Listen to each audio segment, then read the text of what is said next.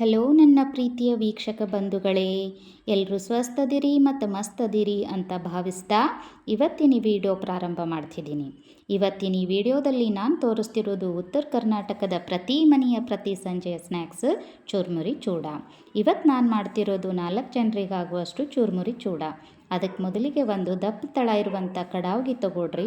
ಒಂದು 3-4 ಚಮಚೆ ಎಣ್ಣೆ ಹಾಕ್ಕೊಳ್ರಿ. ಎಣ್ಣೆ ಕಾದ ನಂತರ ಜೀರಿಗೆ ಸಾಸಿವೆ ಚಟಪಟ ಅಂದಿಂದ ಶೇಂಗಾ ಹಾಕ್ಕೊಳ್ರಿ. ಶೇಂಗಾನ ಕೆಂಪಗಾಗುವವರೆಗೂ ಹುರ್ಕೋಬೇಕು.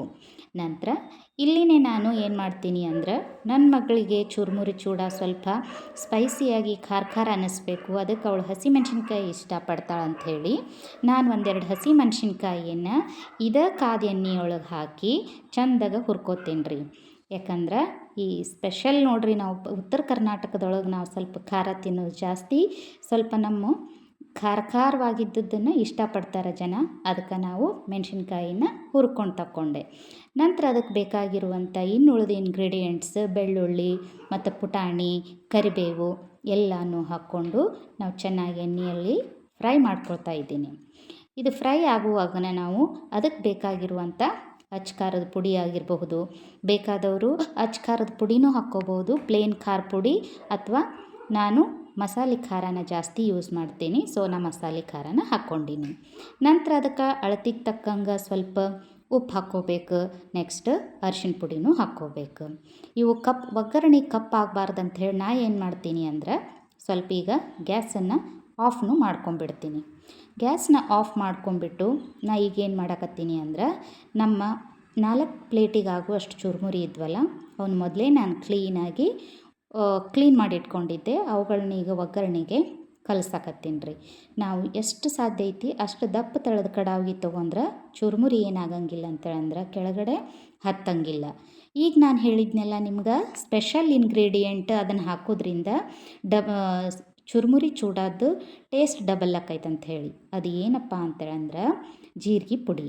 ಈ ಜೀರಿಗೆ ಪುಡಿ ಹಾಕೋದ್ರಿಂದ ಚುರ್ಮುರಿ ಚೂಡಕ್ಕೆ ಒಂದು ಬೇರೆ ಥರನೇ ಟೇಸ್ಟ್ ಬರ್ತದೆ ಮತ್ತು ಅದು ಎಲ್ರಿಗೂ ಇಷ್ಟ ಆಗ್ತದೆ.